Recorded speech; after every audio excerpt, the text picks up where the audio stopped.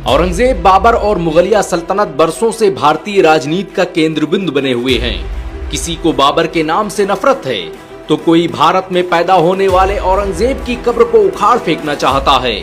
उस औरंगजेब की कब्र को जिसने भारत को पहली बार अखंड भारत बनाया, उस औरंगजेब की कब्र को जिसके बारे में ब्रिटिश अर्थशास्त्री एंगस मैडिसन लिखता है कि औरंगजेब के शासनकाल में दुनिया की कुल जीडीपी का 25% हिस्सा भारत में मौजूद था। तो कहानी की शुरुआत होती है 16वीं सदी से, जब बाबर फरगना से भागकर भारत आया।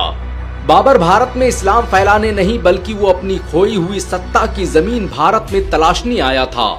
वो भारत आया तो अपने साथ ऐसी बहुत सी परंपराएं और उत्सव लेकर आया जिन्होंने भारतीय इतिहास को बदल कर रख दिया। बाबर पहला शासक था जिसने अपने सैनिकों और दरबारियों के साथ सामूहिक इफ्तार की शुरुआत की, जो बाद में मुगलिया परंपरा का हिस्सा बन गई। बाबर ने भारत में अपना पहला रमजान और पहला रोजा 1526 में पानीपत की जंग के बाद रखा, जब उसने अपने सैनिकों के साथ खुले मैदान में इफ्तार किया, जहां उसे खजूर और भुना गोश्त परोसा गया। बाबर अपनी आत्मकथा बाबरनामा में खुद लिखता है कि वो रमजान का चांद देखने के लिए ऊंची पहाड़ी पर चढ़ता था और अपने सैनिकों को रमजान की अहमियत बताता था। ये उसके सैन्य जीवन और ईमान का अनोखा संगम था। बाबर की जिंदगी तो हल्दी घाटी के मैदानों और अपनी सत्ता को बनाने में ही गुजर गई, लेकिन बाबर के बाद जब उसका बेटा हुमायूं सत्ता पर बैठा तो पहली बार भारत में रमजान एक उत्सव की तरह मनाया गया। इतिहासकार लिखते हैं कि हुमायूं रमजान के रोजों और तरावीह का बड़ा पाबंद था। वो अपने दीवाने खास में तरावीह की नमाज का एहतमाम करता था। वो ईशा की नमाज के बाद कुरान की 1.5 पारा तरावीह सुनता और फिर बिस्तर पर जाता। यहाँ तक कि 1530 के दशक में जब हुमायूं शेर शाह सूरी से हारा और निर्वासित कर दिया गया, तब भी उसने अपने छोटे से कैंप में रोजे रखे। उसकी पत्नी हमीदा बानो ने खजूर और पानी से इफ्तार की व्यवस्था की थी। हुमायूं के बाद मुगलों ने रमजान के मायने ही बदल दिए। अकबर के समय पूरे भारत में शाही इफ्तारियों का आयोजन किया जाने लगा। मुगल अपने साथ समोसा, बिरयानी, कबाब, रोस्टेड और कीमा जैसी बहुत सी चीजें लाए, जिन्होंने हिंदुस्तान के खाने पीने के निजाम को बदल कर रख दिया। आज भारत का कोई हिस्सा और कोई इलाका ऐसा नहीं जहां मुगलों के लाए समोसा, बिरयानी, कबाब जैसी चीजें मौजूद न हो। बाबर का पोता अकबर जब सत्ता पर बैठा तो उसने भी शाही इफ्तार की इस रिवायत को बरकरार रखा। ये अलग बात है कि उसके दीन इलाही धर्म ने भारत में इस्लाम का स्वरूप बदल दिया था, लेकिन उसी के दौर में पहली बार हिंदू और मुसलमानों ने मिलकर इफ्तार करना शुरू किया। अकबर ने फतेहपुर सीकरी में विशाल इफ्तार पार्टियों का आयोजन किया, जिसमें हिंदू और मुसलमान दोनों शामिल होते थे। अबुल फजल अपनी किताब आईने अकबरी में लिखता है कि अकबर रोजे रखता था, लेकिन वो अपनी सुलहकुल नीति के तहत गैर मुस्लिमों को भी इफ्तार में बुलाता था, जिससे रमजान एक बहुसांस्कृतिक उत्सव बन गया। अकबर की शाही इफ्तारी की शुरुआत खजूर, शरबत और भुने चने से होती थी। फिर बिरयानी, कबाब और शाही टुकड़ा परोसा जाता था। अकबर ने आदेश दिया कि इफ्तारी के खानों को फारसी और भारतीय स्वादों से मिलाकर बनाया जाए, ताकि उसमें भारतीयता की महक आ सके। उसने रमजान में गरीबों को खाना बांटने की जो परंपरा शुरू की, वो आज भी भारत में देखी जा सकती है। अकबर रमजान के अलावा दशहरा भी बड़ी धूमधाम से मनाता था और उसका जिक्र अबुल फजल की किताब अकबरनामा में भी मिलता है। अकबर के बाद उसके बेटे जहांगीर ने भी दशहरा की परंपरा को जारी रखा। जहांगीर अपनी आत्मकथा तुझ के जहांगीरी में लिखता है कि वो अपने दरबार में विभिन्न त्योहारों के अवसर पर भव्य आयोजन करता। जहांगीर ने दशहरा के दिन अपने हिंदू दरबारियों को उपहार देने की प्रथा शुरू की, जो सामाजिक एकता को बढ़ावा देती थी। जहांगीर कला प्रेमी था, लेकिन उसकी शराब की लत ने उसे पूरे मुगल साम्राज्य में बदनाम कर रखा था।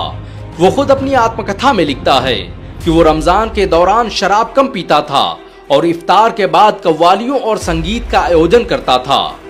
बीबीसी की एक रिपोर्ट के मुताबिक जहांगीर रमजान के रोजे रखता था और उलेमाओं, धार्मिक विद्वानों और सैयदों के साथ इफ्तार किया करता था। जहांगीर की दौरे हुकूमत में इफ्तार के लिए खास तरह के खुशबूदार शरबत और फूलों से सजाई गई मेजों का आविष्कार किया गया।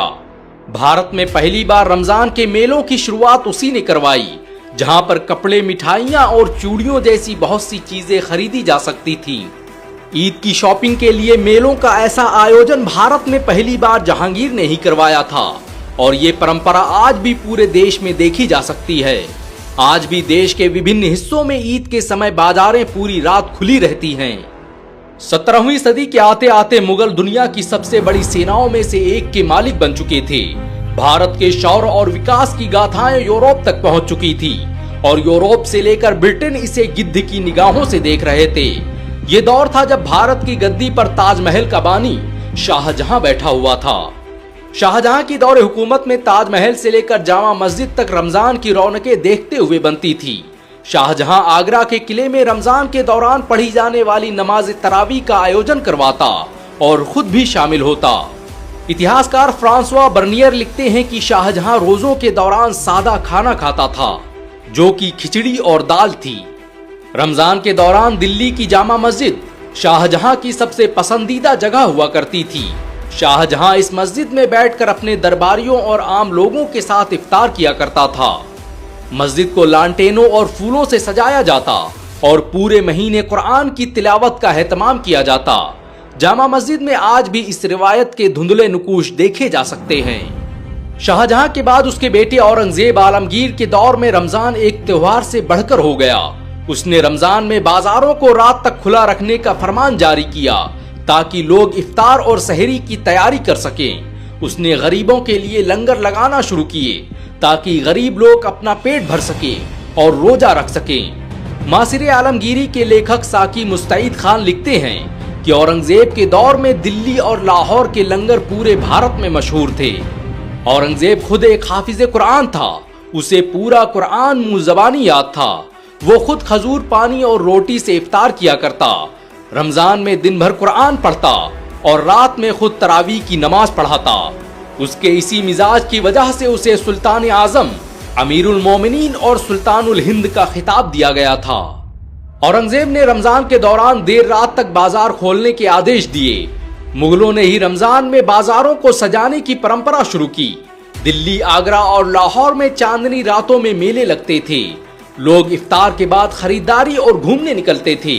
ये परंपरा आज भी पुरानी दिल्ली, लखनऊ, हैदराबाद और भारत के बाजारों में देखी जा सकती है। रमजान के दौरान मुगल तरह तरह के पकवान और खानों का इंतजाम करते।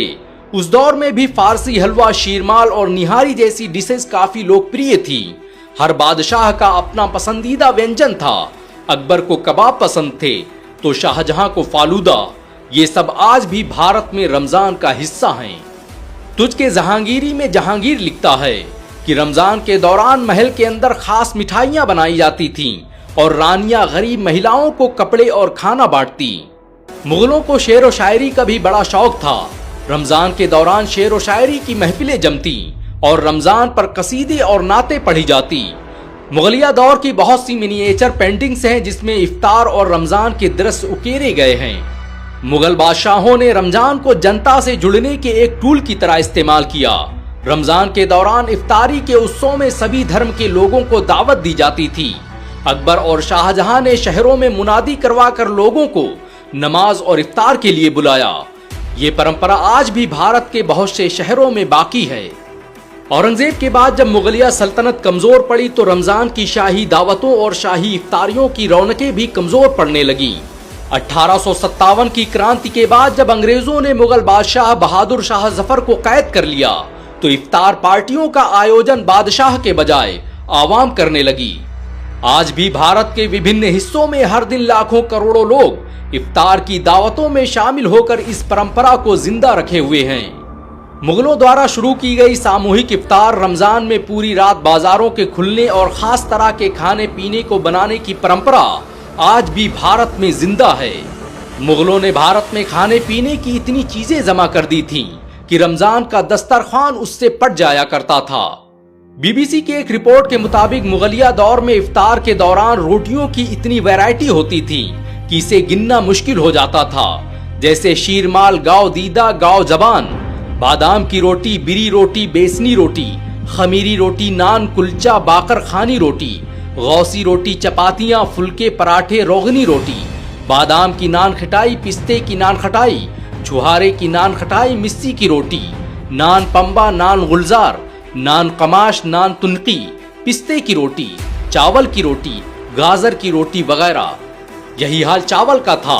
चावल से बनी चीजों में बैजा पुलाव, अनानास पुलाव, कोफ्ता पुलाव, बिरयानी पुलाव, मुजफ्फर पुलाव, फालसाई पुलाव, आबी पुलाव, सुनहरी पुलाव, रुपहली पुलाव, मुर्ग पुलाव, यखनी पुलाव, मोती पुलाव, नूर महली पुलाव, नुक्ती पुलाव, किशमिश पुलाव, लाल पुलाव, मुतंजन, शोला, खिचड़ी, कबूली, ताहिरी शामिल थे। मीठे में कद्दू की खीर, गाजर की खीर, कंगनी की खीर, याकूती, नरमिश, जर्दा, मुजफ्फर, समोसे, मनोसलवा, फिरनी खीर, बादाम की खीर, दूध का दलमा, बादाम का दलमा शामिल थे। कबाबों में सीख कबाब, शामी कबाब, नुक्ती कबाब, लौजात के कबाब, खताई कबाब, तीतर के कबाब, बटेर के कबाब खाए जाते थे। रमजान के दौरान मुगल बड़े पैमाने पर अपनी दौलत गरीबों में तकसीम किया करते थे। हर गरीब को शाही खजाने से दौलत और कपड़े दिए जाते थे। रमजान के अलावा अन्य धर्मों के त्योहारों पर भी ऐसा ही किया जाता था। न्यूज 18 पर प्रकाशित एक रिपोर्ट के मुताबिक मुगल दिवाली की तैयारियां किले में महीनों पहले से शुरू कर देते थे और इसके लिए आगरा, मथुरा, भोपाल, लखनऊ से स्पेशल हलवाई बुलाए जाते थे। दिवाली पर तो मुगल इतना बड़ा दिया बनाते थे जिसमें 100 किलो तेल लगता था। इतिहासकार डॉक्टर BN पांडे अपनी किताब में लिखते हैं कि औरंगजेब ने भारत की बहुत सी मंदिरों को दान दिए, जिनके फरमान आज भी बहुत सी मंदिरों में मौजूद हैं। मुगल कौन थे, कैसे थे, ये कहानी बाद में, लेकिन इतना तो तय है कि उन्होंने भारत की संस्कृति और तहजीब पर अपने गहरे असरात मुरत्तब किए।